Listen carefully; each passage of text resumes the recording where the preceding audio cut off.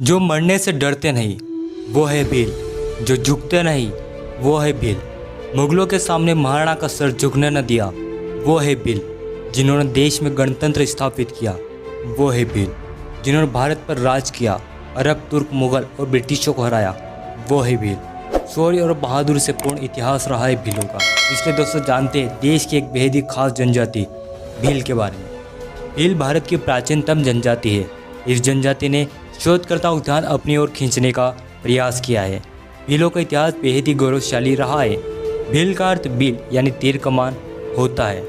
भील वैसे तो भारत समेत पाकिस्तान और बांग्लादेश के बॉर्डर तक बसे हुए हैं, लेकिन भीलों की आबादी मध्य प्रदेश, गुजरात, राजस्थान, महाराष्ट्र और आंध्र प्रदेश में ज़्यादा है। भील लोग भील भाषा बोलते हैं, लेकिन वे अन्य भाषाएं भी किसी क्षेत्र के अनुसार बोलते हैं। हम इस वीडियो में भील इतिहास, भीलों की वर्तमान परिस्थितियाँ, कला संस्कृति, भीलों की समस्याएं और उनकी मांगें आदि के बारे में जानेंगे। इसलिए दोस्तों वीडियो समाप्त होने तक आप हमारे साथ बने रहिएगा। भील इतिहास। भील भारत की बेहद ही प्राचीन जनजाति है। इतिहासकारों का मानना है कि भील जनजाति की उत्पत्ति भारत में ही हुई है। प्राचीन समय में भील अन्य जनजातियों की तरह कबीले में ना रहकर स्वतंत्र रूप से एक शासक के रूप में देश के कई क्षेत्रों पर शासन किया। भीलों ने सदियों पहले ही भारत में गणतंत्र व्यवस्था स्थापित कर ली थी। करीब 16वीं सदी तक भील शासकों ने कई बड़े बड़े क्षेत्रों पर शासन किया। राजमहल, किले, मंदिर आदि के निर्माण कराने के साथ साथ विकास कार्य किया। भारतीय पौराणिक ग्रंथ। भारतीय पौराणिक ग्रंथों में भीलों का भारी उल्लेख मिलता है। इस तरह से अंदाजा लगाया जा सकता है कि प्राचीन समय में भील देश में एक महाशक्ति के रूप में विद्यमान थे। रावण में मां शबरी द्वारा भगवान राम को बेर खिलाना, गुहराज का वर्णन, भारत में एकलव्य, किरात अर्जुन, मुख्य भील आदि का वर्णन, इसी तरह से अन्य कई ग्रंथों में भील शासकों का वर्णन मिलता है। करीब 14 ईसा पूर्व में भील शासकों का शासन गुजरात के द्वारका में था। राजा धन्ना भील मालवा में बेहद ही शक्तिशाली शासक हुए, जिनका नाम राजा धन्ना भील था। राजा धन्ना भील 850 ईसा पूर्व में मालवा साम्राज्य की गद्दी पर बैठे। वह एक संवेदनशील, कुशल एवं शक्तिशाली राजा थे। इन्हीं के वंश में जन्मे एक भील राजा ने 730 ईसा पूर्व के दौरान दिल्ली के सम्राट को चुनौती दी। कहते हैं कि राजा धन्ना भील के उत्तराधिकारी बेहद ही शक्तिशाली और पराक्रमी थे। इनके वंश ने लगातार 387 वर्षों तक मालवा साम्राज्य पर राज किया। मालवा पर भील राजाओं ने ही नहीं बल्कि भील रानी ने और उनके वंशजों ने 287 वर्षों तक शासन किया। इस तरह ज्ञात आंकड़ों के मुताबिक मालवा साम्राज्य पर 674 वर्षों तक भील शासकों का शासन रहा। सम्राट चंद्रगुप्त मौर्य। ग्रंथों में लिखा गया है कि चंद्रगुप्त मौर्य एक असाधारण बालक थे। प्रसिद्ध लेखक विशाखा दत्त ने चंद्रगुप्त मौर्य के बारे में लिखा कि वे मूरा भील के पुत्र थे। भील शासकों का उदाहरण राजस्थान से भी मिलता है, जहाँ प्राचीन समय में राजस्थान कई जनपदों में बटा हुआ था, जिसमें सीवी जनपद, जिसे मेवाड़ के नाम से भी जाना जाता है, यह एक जनपद था। जब सिकंदर ने मिनांडर के जरिए भारत पर हमला किया, इस दौरान सीवी जनपद का शासन भील राजाओं के हाथों में था। राजा गर्द भील। पहली शताब्दी में उज्जैन पर गर्द भील नामक राजा का शासन था। गर्द भील एक जनजाति है जो कि भील जनजाति से संबंधित है। ओडिशा राज्य के पूर्वी भाग को भील प्रदेश कहा गया, जहाँ भील राज गर्द भील अथवा भील जनजाति से संबंधित का शासन रहा था। राजा गर्द भील का शासन उज्जैन में था। राजा गर्द भील एक बहादुर और पराक्रमी राजा थे। उनकी शक्ति का अंदाजा इस बात से भी लगाया जा सकता है कि जब उनके विरोध में एक साधु ने स्कंदी राजा से सहयोग मांगा, लेकिन राजा गर्द भील को चुनौती देने की हिम्मत स्कंदी राजा में नहीं थी। तब उस साधु ने शकों को उज्जैन के शासक गर्द भील से युद्ध करने के लिए बुलाया। इस युद्ध में उज्जैन के शासक गर्द भील की हार हो गई। सम्राट विक्रमादित्य। सम्राट विक्रमादित्य उज्जैन के शासक गर्द भील के पुत्र थे। जब गर्द भील शकों से युद्ध हार गए, तब उनके पुत्र विक्रमादित्य ने शकों से युद्ध किया और एक बार पुनः उज्जैन में गर्द भील साम्राज्य स्थापित हुआ और सम्राट विक्रमादित्य ने उज्जैन में शासन किया। सम्राट विक्रमादित्य के पराक्रम और वीरता के चलते आगे चलकर 14 राजाओं को विक्रमादित्य की उपाधि से नवाजा गया। भीलों का वर्णन कथा सरित सागर नामक ग्रंथ में मिलता है, जहाँ एक भील राजा हाथी पर सवार होकर विंध्य क्षेत्र से आर्य राजा से युद्ध करने जाते हैं और इस युद्ध में भील राजा दूसरे राजा को बंदी बना लेते हैं। यह समय 600 ईस्वी का था। इस बात से पता चलता है कि भील एक मजबूत और शक्तिशाली शासक थे। वृहत स्तर पर देखा जाए तो भीलों ने राजस्थान, मध्य प्रदेश, गुजरात, महाराष्ट्र जैसे बड़े राज्यों पर लंबे समय तक शासन किया। भील राज्य इतिहास में उस क्षेत्र को भील राज्य कहा गया जहाँ पर अधिकांश जनसंख्या भीलों की है अथवा जहाँ भील शासकों का शासन रहा, जैसे दक्षिणी राजस्थान, पूर्वी ओडिशा, अहमदाबाद, भिलसा इत्यादि। भीलों का शासन मध्य प्रदेश, राजस्थान, गुजरात और महाराष्ट्र में प्रमुख रूप से रहा है।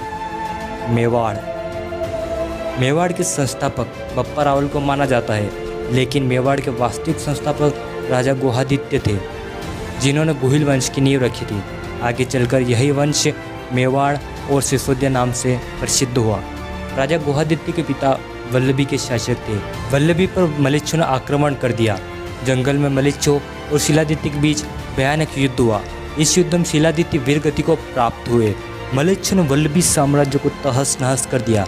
यह मलेच्छ संभवतः भील ही थे। इतिहास में भीलों को मलेच्छ संबोधित किया गया है।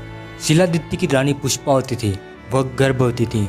रानी पुष्पावती को जब वल्लभी पर आक्रमण और शिलादित्य की वीरगति के बारे में पता चला तो वह कमलावती नाम की एक ब्राह्मणी के साथ जंगल में किसी गुफा के अंदर रुक गई।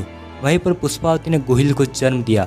क्योंकि गुहिल का जन्म गुफा में हुआ था, इसलिए उनका नाम गुह रखा गया। बच्चे को जन्म देने के बाद रानी पुष्पावती बच न सकी। कमलावती ने उस बच्चे को गुजरात के डर के भील शासक राजा मांडलिक को सौंप दिया। राजा मांडलिक ने गुहिल का लालन पालन पोषण किया। धीरे धीरे गुहिल बड़ा हुआ और राजा मांडलिक के राजमहल में रहता और भील राजकुमारों और बच्चों के साथ घुड़सवारी करता। राजा मांडलिक ने गुहिल को कुछ जंगल और पहाड़ दान में दिए। अकबर के दरबार के अबुल फजल के अनुसार गुहिल और भील बच्चे साथ में खेल रहे थे। तभी खेल खेल में राजा चुनने की बारी आई और सभी बच्चों ने गुहिल को अपना राजा माना और इसी से खुश होकर राजा मांडलिक ने अपना इधर राज्य गुहिल को दे दिया। लेकिन राजस्थान के प्रमुख इतिहासकार कर्नल जेम्स टोड के अनुसार गुहिल ने राजा मांडलिक की हत्या कर दी और 566 ईस्वी में गुहिल वंश की नींव रखी। राजा गुहिल के समय से ही गुहिल वंश के शासकों का राज तिलक भील सरदार किया करते थे। धीरे धीरे गुहिल ने दक्षिण पूर्वी राजस्थान पर अपना अधिकार कर लिया। मेवाड़ शासकों ने प्रतिहारों को तो पराजित कर दिया, लेकिन कई सदियों से गुहिलों और भील शासकों के बीच संघर्ष चलता रहा। भील समुदाय शस्त्र चलाने में, शिकार करने में और युद्ध के मैदान में अपने चतुराई कारण प्रसिद्ध थे। गुहिल वंश के चौथी पीढ़ी के शासक नागादित्य का व्यवहार भील समुदाय के साथ अच्छा नहीं था। इसी से भीलों के बीच नागादित्य की छवि खराब होने लगी। भीलों ने नागादित्य के साम्राज्य पर हमला बोल दिया। दोनों पक्षों के बीच भयानक युद्ध हुआ और भीलों ने नागादित्य को हराकर उन्हें ईडर साम्राज्य पर अपना अधिकार कर लिया। मेवाड़ बप्पा रावल। भील और राजपूतों के बीच 1000 वर्ष तक युद्ध चलता रहा, लेकिन अब तक नहीं पूर्णतः राजपूत भीलों को हरा पाए और न भील राजपूतों को। अब तक दोनों वर्ग समझ चुके थे कि आपसी मतभेद से अच्छा आपसी सहयोग है। एक बार पुनः गुहिल की तरह ही बप्पा रावल का लालन पालन भील समुदाय के बीच हुआ। दरअसल जब बप्पा रावल 3 वर्ष के थे तब वे उनकी माताजी को सहायता की आवश्यकता थी। वे दर दर भटक रहे थे, तब भीलों ने उनकी सहायता करी। बप्पा रावल का लालन पालन भीलों के बीच हुआ और इस तरह भीलों की देखरेख में मेवाड़ का एक और शासक बप्पा रावल पला बढ़ा। बप्पा रावल जब बड़े हुए तब उनका संघर्ष भीलों के साथ हुआ, लेकिन वे भीलों को हरा नहीं पाए। इसलिए भील और बप्पा ने समझौता कर लिया। जब अरबों ने मेवाड़ पर हमला किया तब बप्पा रावल ने ओगड़ा के भील शासक बाली और उंदेरी के भील शासक देवों से सहायता मांगी। इस मुश्किल की घड़ी में भीलों ने बप्पा रावल की सहायता करी और उन्होंने मिलकर अरबों को बहुत दूर तक खदेड़ दिया। इसी तरह भीलों ने राणा हमीर, राणा मोकल और राणा सांगा का सहयोग किया। खानवा के युद्ध में भील अंतिम सांस तक युद्ध करते रहे। मेवाड़ महाराणा प्रताप हल्दी घाटी का युद्ध। जब अकबर ने चित्तौड़ पर हमला किया तब उदय सिंह चित्तौड़ हार गए। उन्हें एक सुरक्षित स्थान की तलाश थी। इसी तलाश में वे उदयपुर की तरफ बढ़े। उदयपुर में करीब 12वीं शताब्दी तक भील शासकों का शासन था। उदय सिंह चित्तौड़ छोड़ उदयपुर में आकर बसे। ये क्षेत्र खेती करने के साथ साथ सुरक्षा की दृष्टि से अति महत्वपूर्ण थे। यहीं पर महाराणा प्रताप पले बढ़े। महाराणा प्रताप भील शासकों के साथ खेलते कूदते युद्ध कला सीखते। भीलों के बीच महाराणा काफ़ी लोकप्रिय हो गए। क्योंकि भील अपने नन्हे बच्चे को कीका कहकर संबोधित करते थे, इसलिए वो महाराणा प्रताप को कीका कहकर पुकारने लगे। जब मेवाड़ पर पुनः मुगलों का साया मंडराया तब मेवाड़ को पुनः भीलों की याद आई। उस वक्त भोमट के पनारवा के शासक राणा पूजा भील थे। उनके पिता दुदा सोलंकी और दादा राणा हरपाल भील थे। राणा हरपाल भील ने मेवाड़ के राणा की बहुत सहायता करी। जब मेवाड़ के महाराणी की मां बीमार थी और मेवाड़ पर संकट के बादल छाए हुए थे, तब राणा हरपाल भील ने मेवाड़ के राणा की मां को अपने पेट पर लाद कर अरावली की पहाड़ी पर चढ़ गए और इस तरह राणा हरपाल भील ने मेवाड़ की राणा की माताजी को बचा लिया था। अब राणा हरपाल भील के पोते राणा पूंजा भील भोमट पनारवा के शासक थे। उनकी शक्ति का अंदाजा इस बात से भी लगाया जा सकता है कि जब मेवाड़ पर मुगलों का संकट उभरा, तब मेवाड़ के महाराणा प्रताप और मुगल शासक अकबर के संरक्षक बेरम खां दोनों ही भोमट के शासक राणा पूंजा भील के पास सहायता लेने पहुंचे। हल्दीघाटी युद्ध में राणा पूंजा भील ने महाराणा प्रताप का सहयोग किया। हल्दीघाटी युद्ध के बाद भीलों ने महाराणा प्रताप की सहायता करी। मेवाड़ और मुगल काल के दौरान भीलों को उच्च पद प्राप्त थे। उस समय भीलों को रावत, भूमिया और जागीरदार कहा जाता था। वे व्यापारी लोगों से कर वसूलते थे और गांवों की सुरक्षा करते थे। वे एक प्रकार से राज्य के रक्षक बन गए थे। मराठा शासक वीर शिवाजी के किलों की सुरक्षा का जिम्मा भीलों के हाथों में था। पानीपत के तीसरे युद्ध में इब्राहिम खां गारदी संभवतः भील थे। मराठों ने जब मेवाड़ पर आक्रमण किया, तब भील मेवाड़ के साथ खड़े थे। जब सदाशिवराव ने डूंगरपुर पर हमला किया, तब भीलों ने उसे बुरी तरह पराजित किया। भील विद्रोह और ब्रिटिश। भील शासकों का शासन करीब 16वीं सदी तक चलता रहा। इस दौरान उनका सामना प्रमुख रूप से राजपूत, मराठा और ब्रिटिश से हुआ। लेकिन आश्चर्य की बात यह है कि देश के मजबूत शासक माने जाने वाले इन तीनों में से कोई भी भीलों को पूर्णतः पराजित नहीं कर पाया। जब मराठा ब्रिटिश से हार गए, तब सतपुड़ा की पहाड़ी पर रहने वाले भीलों ने विद्रोह शुरू कर दिया। उनके नेता थे Indian robin hood Tatya Bhil. Tatya Bhil ने प्रमुख रूप से अंग्रेजों का विरोध किया। तात्या भील के अलावा भीमा नायक, खाजा नायक, दशरथ, सरदार हिया भील प्रमुख थे। मानगढ़ की पहाड़ी पर गोविंद गुरु और मोतीलाल तेजावत की अगुवाई में भील विद्रोह हुआ, जिसमें 1500 भील शहीद हुए। 1857 के आसपास भीलों ने कई विद्रोह किए। इन विद्रोह को दबाने के लिए Mewar Bhil corps, Malwa Bhil corps, Khandesh Bhil corps, Pachmal Bhil corps जैसी सेनाएं बनाई गई। मालवा भील कोर के केवल 20 सिपाही ने अंग्रेजी सेना को एक युद्ध में खदेड़ दिया। इस तरह डांग के 5 भील राजाओं ने भी अंग्रेजों को घुटने टेकने पर मजबूर कर दिया। अंग्रेजों की बेहद कोशिशों के बाद भी वे डांग पर कब्जा नहीं जमा सके। भील संस्कृति। भीलों के पास समृद्ध और अनोखी संस्कृति है। पितरा पेंटिंग, घूमर और गौरी आदि भीलों की पहचान है। मंदिर। नील माधव, भादवा माता, जालपा माता, शबरी माता, एकलव्य, आमजा माता और जटाऊ शिव मंदिर का इतिहास भीलों से जुड़ा रहा है। किले। भील शासकों ने अकेलगढ़, मांडलगढ़, भुराईगढ़, मनोर थाना आदि किलों का निर्माण कराया। राजा बादशाह भील का महल बांसवाड़ा में स्थित है। इसी तरह ईडन में राजा मांडलिक के राजमहल होने का उल्लेख मिलता है। हिंगलाजगढ़ में गोत्री भील की हत्या हुई, यह उल्लेख इतिहास में मिलता है। वर्तमान परिस्थिति। भील वर्तमान में कृषि पर निर्भर है।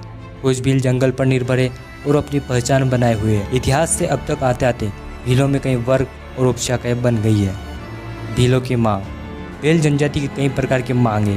प्रमुख रूप से भील देश में भील रेजिमेंट चाहते हैं। भीलों की मांग है कि उनकी एक रेजिमेंट बने जो देश की रक्षा कर सके। इस मांग को पूरा करने के लिए वे समय समय पर सरकार से गुहार लगाते हैं। दूसरी प्रमुख मांग एक भील प्रदेश बनाने की है।